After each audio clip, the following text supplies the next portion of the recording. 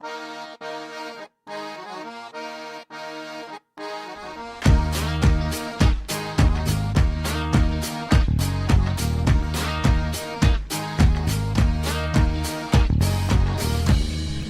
with me now, come with me now. Go with me now, I'll take you now. Go with me now, I'll show you how. Go with me now. Hello, welcome back to the channel. I haven't been filming much recently, purely because of the whole COVID situation, and it's just been having time to get to ride as I've been back at work now. We're back together. We've got cameraman Carl behind the camera again. In today's video, we've just got a train from my hometown of Reading, and we've come over here to Early and riding the Paddick drive track over here. As you can see, it's a lot bigger than Waterloo. Jumps are bigger. There's a lot of ups and downs I've noticed of this track already. This is the first time I've rode this track for about 3 or 4 years anyway. The first time out here with the Haro. It's changed a lot since I first come here. I'll speak to some of about some of those features when I do a quick lap round or walk around with the camera.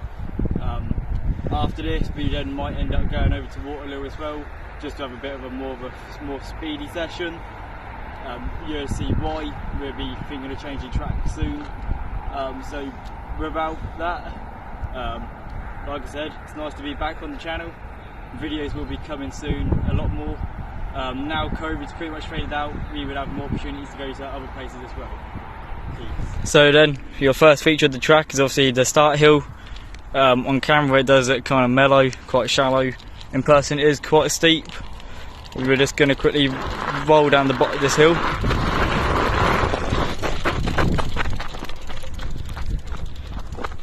When I first come here, now if you come here you would notice there's this tiny little lump here, right under us now. There's this tiny little lump. This used to be the takeoff, because when I first come here about 3 years ago, this was a big table. People, as you can see, has knocked it down, tried to smoothen this bit out and make it into a double as best as they can. Credits to them, the double is quite nice. It's not too wide. So it is doable to jump and manual. You could easily get loads of speed into it. Your next feature after this double is going to be this weird step up type feature. So then here we go. We are now on coming into the step up. So there's the down slope of the double. You've got this step up. Straight after this step up you go into a well, it's supposed to be a berm, but as you can see it's quite non-existent. You have to take it wide here because it will slip slightly. You've got this weird type of box type thing here. If you take it off the inside you can have a bit of a down slope when landing. You come wide, you're pretty much landing flat. And then after this it then takes you over to the far end of the circuit, on the far straight, where you come around in, you've got yourself another step up. This one's quite small, and yet again if you carry your speed out of that corner you can jump it on manually quite easy. You then come after this step up, you've then got a small double which you can manual and jump. Yet again if you carry your speed quite nicely you probably can get it down quite solid. You then got this other double, which if you can't really carry your speed because of the berm behind it.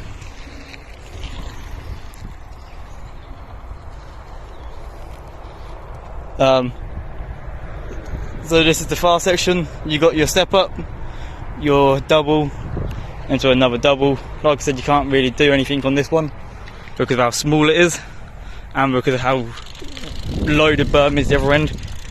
You can't really carry your speed or force yourself into it at all. So you do have to slow down quite a lot. Hence why people obviously built a little trail over the back just to go back to the start hill.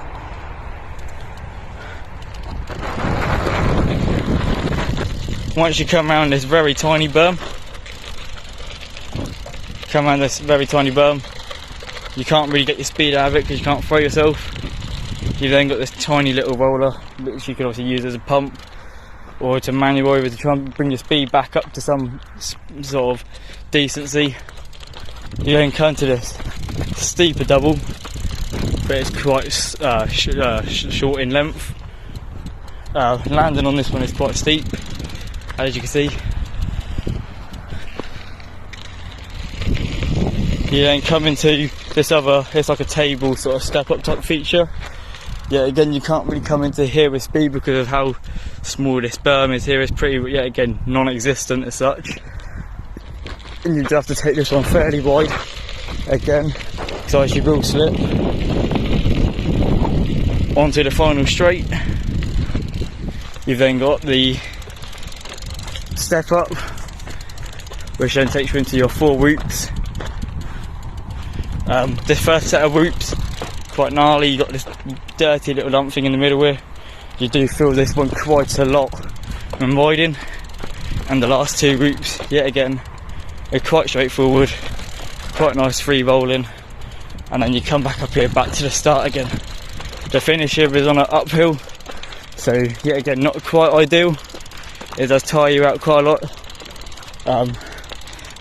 And then when we're back to the start with cameraman Carl, I'll get him to film me again and we'll go through the ups and downs of this circuit. Right, I've done a quick walkthrough on the circuit here at Paddick Drive. Now it's for the ups and downs. In the previous clip when I did my walkthrough, you would have noticed some of the ups and downs I have with this course. The upsides on this track, so the positives, very decent size, quite spread out, actual semi-BMX racing size track itself. The jumps are yet again fairly decent size. You carry your speed in some jumps. Everything's semi-free free rolling. Yet again, it's not to extreme level where beginners can't really do anything. But it's not too basic either. It's like in that middle zone where beginners can use it and get learning on the track. It's quite simple. But then yet again, it's nice for the more higher level riders because then they've got a bit more stuff, which is a bit more technical jump. Downsides of the circuit is the berms way too small. The berms need to be built up. You can't carry your speed out of any of the corners at all. You can't throw yourself into any of the corners. You have to use your brake quite a lot. Other than that, the berms aren't really that good either. If anything, they need to go with more of a concrete type berm. Which I believe they started off with. It's just that stones and that and the gravels has been kicked over them over time. They are really slippy now. If you carry too much speed as a berm, your front wheel will try and loop out underneath you. And it's not good at all. The third downside of this track is that, like I said, a lot of people's come in and they've moved bits around. Some of them are positives, like the first double. Other bits where they've taken dirt away or tried to add bits in, so the lump in the middle of that first set of whoops there, it does throw you off quite a lot. You can't carry your speed through it, it kills your speed quite a lot. That little added bump there, where they've dug away, they've left like bits of cracks and stuff where they tried to fill in the holes and stuff. Yet again, it's quite a bit of a downside because then you can't get that smooth free rolling effect like you should do. They've added in all of these random trails in random places as well to suit their needs on suiting their preference of line. If you don't like the line on the actual track, choose a different line around the track. Don't go and ruin the track by adding in like your own little trails or like little routes off the circuit, because it just does wreck the track in some sense.